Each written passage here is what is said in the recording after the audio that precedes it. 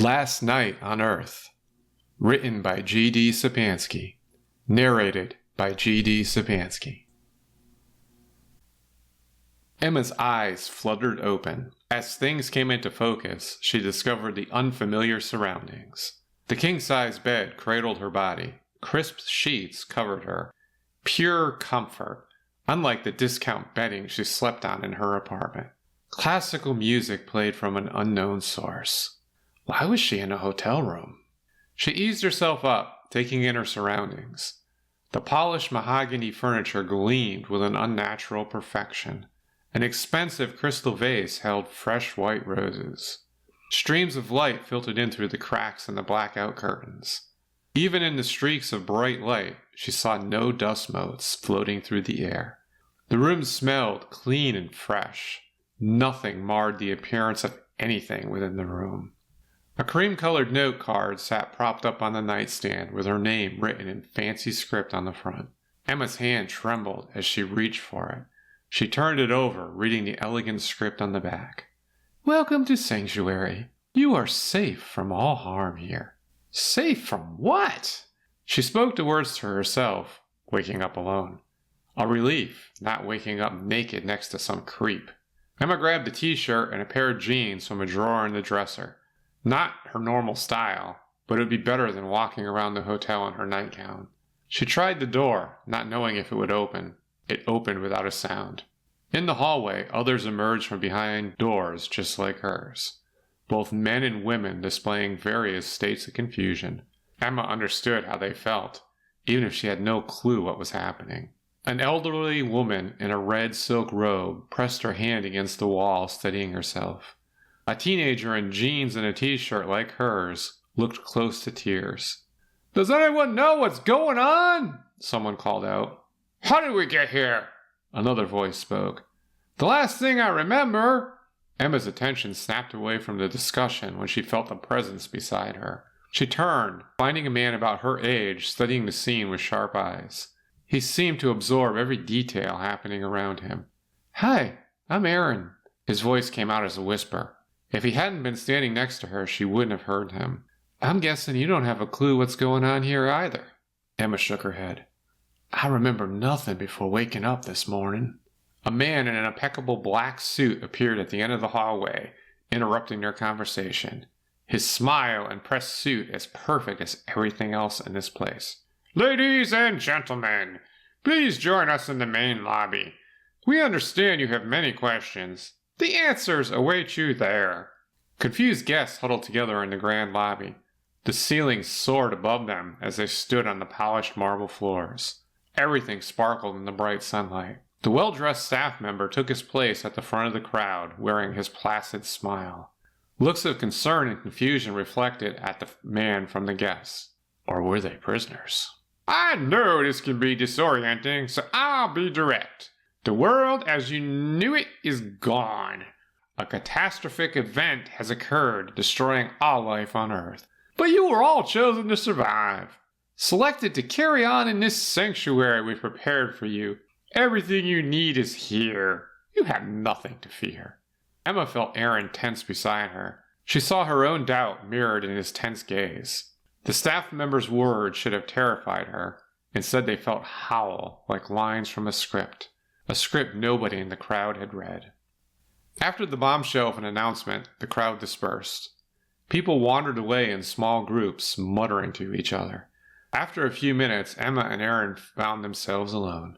Let's look around this place. Aaron broke the silence between them, and without another word they set off, wandering around the building together. Neither spoke as they explored. Mixed feelings warred within Emma the longer they walked. She imagined that Aaron's silence meant he felt the same uneasy feeling she did.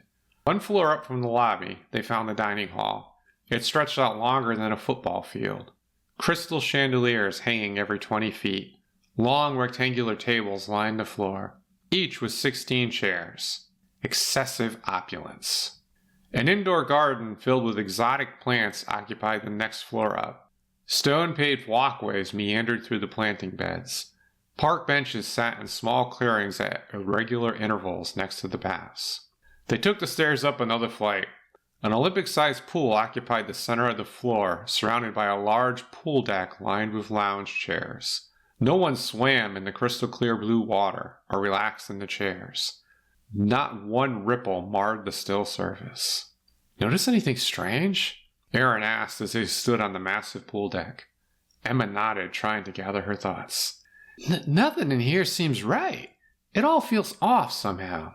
Smell the air. It's too clean. Antiseptic. Like a hospital. But somehow much worse." He reached out to a tropical plant growing next to the pool, shaking the branch. "These leaves should rustle, but they stay fixed in place, not moving at all." She didn't know what to make of his observations. Before she could respond, an unseen voice echoed through the pool room. "All residents, please report to the second floor for lunch. Your attendance for this meal is mandatory." When they reached the dining hall, they found a group already waiting for lunch. Plates of food appeared from nowhere on the table in the center of the room. Someone removed all the empty tables from the room. Each plate looked like a Michelin star chef prepared it. Emma cut into something that looked like a New York strip steak. The meat fell apart at her touch. She put a piece in her mouth, noticing the strange texture. It tasted like nothing. "Something's wrong with the food," she whispered to Aaron, trying to avoid being overheard. Before he answered, a woman at their table gasped, "Look at this!" She held up her hand. A deep cut across her palm sealed itself as they watched, leaving no scar. A staff member materialized beside the table, causing Emma to jump. "Is everything all right here?" His fake smile never reached his eyes. "The food has no taste," Emma said. "And her cut." "This is your sanctuary. Nothing can hurt you here." He placed an icy hand on Emma's shoulder. His touch felt like refrigerated plastic against her skin. "Please relax and enjoy your meal." The look he gave her told Emma not to argue. Later in the empty hallway, Aaron pulled Emma aside. "The catastrophe story. It's bullshit." "How do you know?" "Think about it. They didn't show us any pictures. Nobody explained what happened. Just the words catastrophic event. We're supposed to accept that?" He ran a hand through his thick hair. "And why us? Why were we chosen to survive?" Emma's stomach churned. The tasteless food threatened to evacuate her swirling stomach. As she turned the words over in her mind, a wisp of a memory returned. "Before I woke up here, I remember seeing a flash of light. Bright green. Then nothing. That doesn't fit with their story." A scream echoed from somewhere around the corner. They investigated, finding a man pounding on a door in a back stairwell. "I tried to leave, ran down 6 flights of stairs, ended up right back here." Emma grabbed Aaron's arm, looking for an anchor in the storm. A staff member approached a distraught man near the stairwell door, muttering to himself. He didn't speak English. She hadn't ever heard any language like it. A series of mechanical clicks and whirs. "Did you hear that?" Aaron whispered. Emma nodded, her heart pounding. The creature ignored them, focusing on the escapee. "What are they? Who speaks like that?" "I don't know, but we need to find out." The overhead lights flickered. In the moment of darkness, Emma saw the staff member's shadow on the wall. Its back hunched, its head way too big, walking on all fours. Not human. Emma and Aaron spent the next few hours watching the staff. The creatures moved with an unnatural precision, appearing and disappearing at regular intervals, like clockwork. Their charade vanishing under closer inspection. "Look, over there!" Aaron pointed to a service elevator tucked away in a corner. If he hadn't pointed it out, she would have missed it. A shiny brass plate above the call button read, "Staff only." "I've timed them. One goes inside the elevator every 15 minutes. They moved closer, waiting for the next staff member. The creature swiped a key card, its movements jerky. Emma and Aaron slipped in behind it before the doors slid closed. The being didn't react to their presence, clueless or preoccupied. The elevator descended. No floor numbers lit up the panel above the door. Just a steady, never-ending drop into hell. Emma's heart pounded. She doubted her sanity. When the doors opened, strange fluorescent tubes cast everything in a sickly green glow. No marble floors or fancy decorations on this sub-basement level. Metal walls stretched in both directions, warm to the touch. The hum of unseen machinery filled the air, like katydids on a warm summer evening. Aaron dragged her behind a row of humming server racks as two staff members approached. She hadn't seen or heard the two monsters approaching. The creature's conversation attacked Emma's ears like nails on a chalkboard. Clicks and whirs mixed with guttural sounds no human throat could make. An alien language, meaningless to her. She pressed her hands over her ears, willing them to stop. Their conversation ended. The head of one being swiveled toward their hiding spot. Emma held her breath as the creature took a step in her direction. "Is someone there?" The being's voice switched to perfect English as its body transformed into its human form. His fake smile plastered across its face. It looked evil in the green glow. "This service area is restricted. No guests allowed."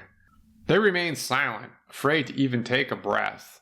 After a moment, the creatures returned to their alien form, moving on. Both let out their breath at the same time in a loud whoosh. "Come on, this way." Aaron led her down the corridor toward a locked steel door. A keypad glowed red next to the handle. The symbols on the keys looked like nothing Emma had ever seen before. Not numbers or letters, just unknown squiggles. He studied the keypad for a moment, pressing a sequence of keys. After his third attempt, it glowed green, and the door opened with a groan. "How did you—" The worn characters on the keys gave away the code. Monitors lined the walls of the small room. Each screen displayed different information or scenes from inside the hotel. Names, personality traits, decisions made within the hotel. Emma saw her own name flash across the screen. Subject, Emma Winters. Simulation phase, 2. Compliance rating, low. Awareness level, increasing. Status, monitor closely. "Aaron, look at this." Her voice shook as she read the words describing her. "We're in a simulation." He sat in front of another terminal scrolling through files. "It's worse than that. We're copies.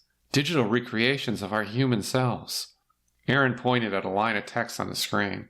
"This is simulation attempt 47. All previous attempts ended in failure."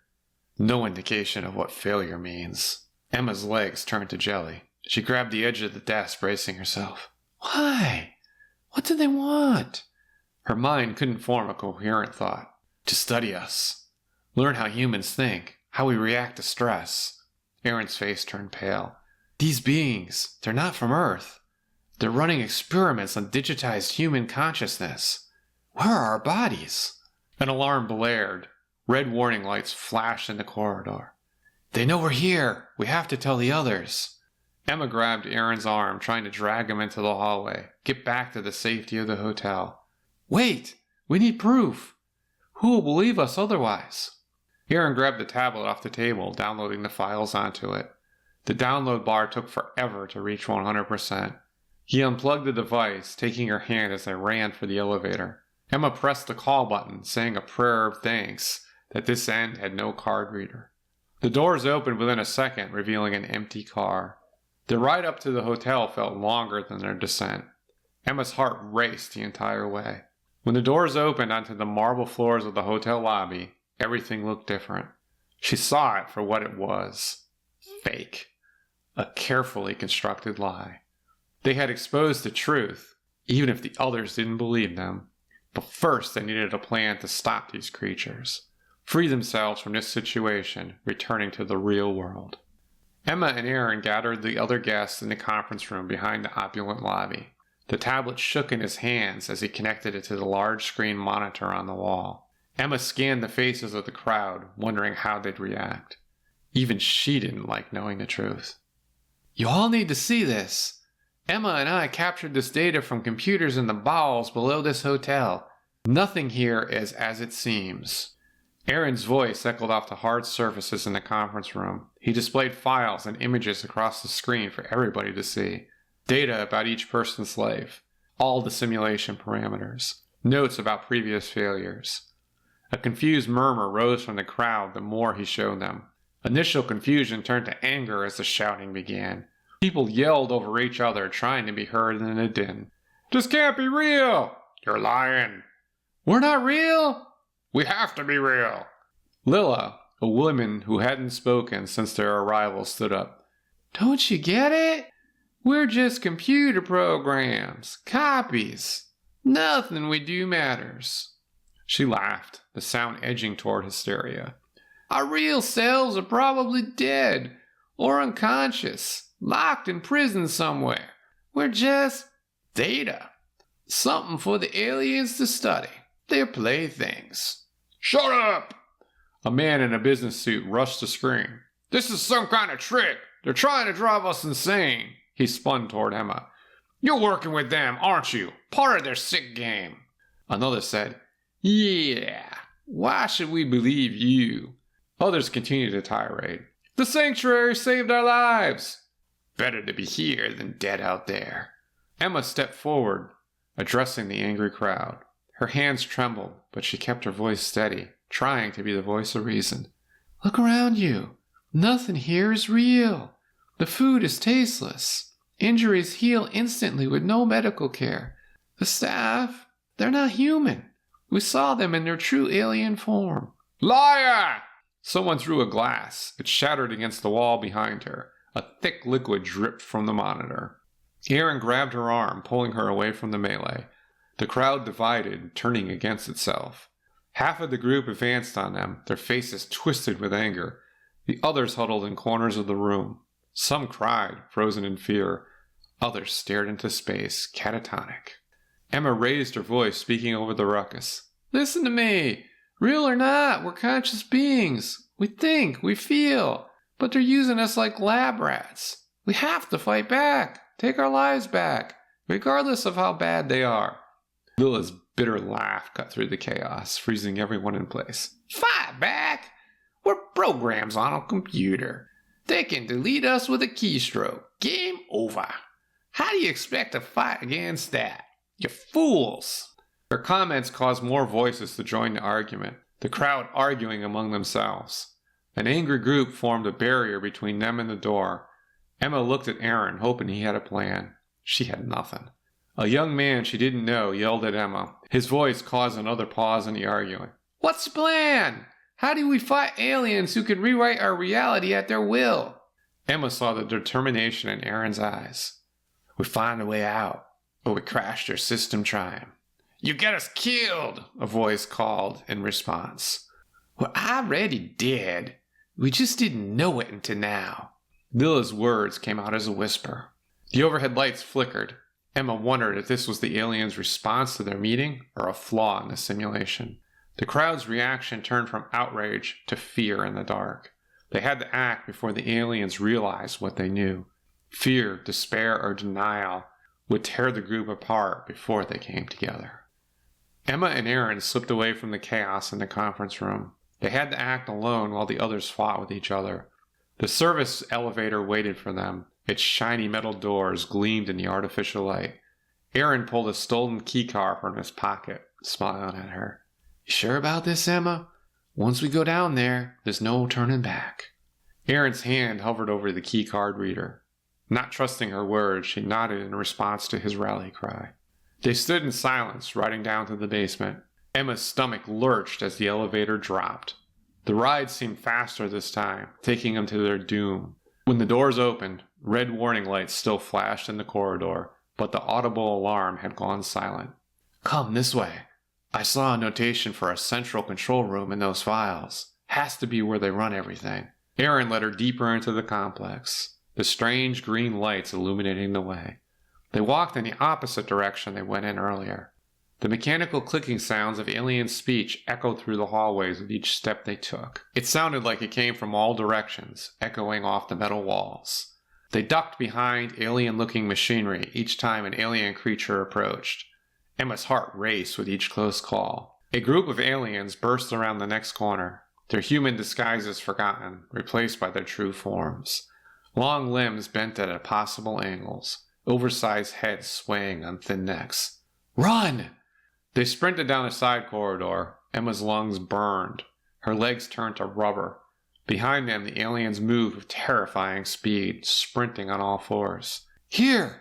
After gaining some distance from the creatures, Erin yanked open an unmarked door. They tumbled into a small room that looked like a maintenance closet. The aliens rushed past without slowing.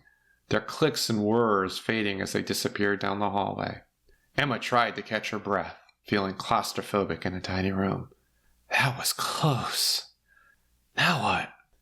Aaron pointed to a ventilation shaft. This shaft will connect to the control room. It's big enough for us to crawl through. We can reach the computers without running into any of those things. Emma glared at him. She didn't want to crawl through the pitch-black duct, but she had no other ideas. They climbed onto the shelf, pulling themselves through the opening. It went on forever, and she hoped for an end to the shaft. Emma had never been claustrophobic, but clawing through the endless tiny metal tube weighed on her, fraying her nerves. Her knees and elbows ached. When she thought she couldn't go on, Aaron stopped in front of her, peering through a vent. The room below us is filled with computer workstations. This has to be the control room. They dropped through a vent into a massive room filled with servers and monitors. A central console dominated the space. A combination of alien text and English scrolled across the screens. Emma had no clue how to shut the simulation down. As she pondered the problem, she heard movement in the hallway outside the door. A piece of pipe, 3 inches in diameter, laid on the floor. She grabbed it, positioning herself by the doorframe. I'll hold them off. You go find a way to shut this down. Emma, no! Just hurry! The door burst open, revealing an alien in the doorway.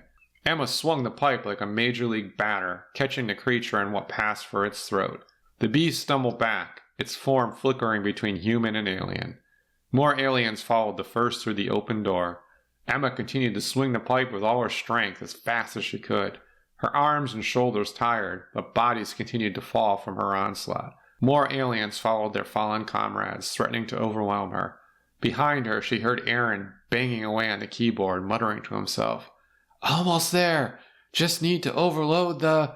The room's lights flickered. Alarm bells blared. Red strobe lights flashed. An alien claw grabbed Emma's arm with a vice grip. Its touch turned her arm bright red, burning like dry ice. She kicked its torso with all her might, knocking it to the floor.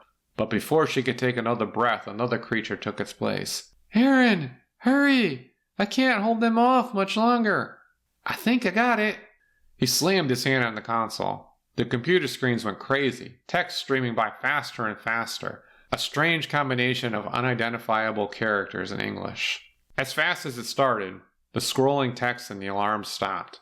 The same message appeared on each screen. Warning, system critical.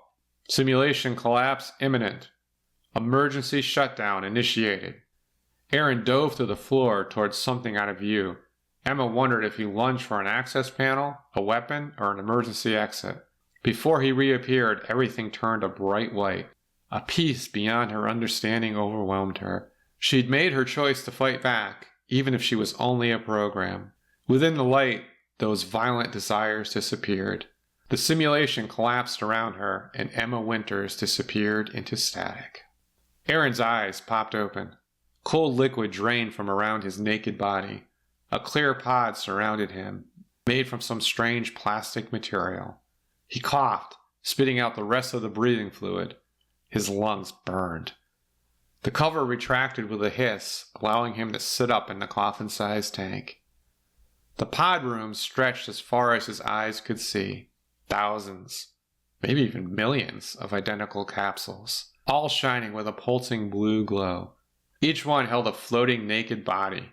He recognized faces of the hotel guests, each one submerged in the strange liquid, none awake like him. He tried to stand, but his legs wouldn't support his weight. Aaron crawled to the nearest pod, wiping the condensation from the glass. The woman inside looked peaceful, her body displayed like a corpse at a wake before the funeral, except for the naked body. Not Emma. He continued his search, feeling a need to find her. Emma had to be here somewhere. Together they'd escape. Alien voices froze him in place. Their clicking speech echoed through the massive chamber. Somehow, he now understood their language.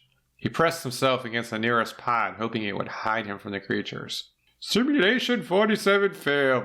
Parameters incorrect. Humans resist unified control. We must learn to crush their will.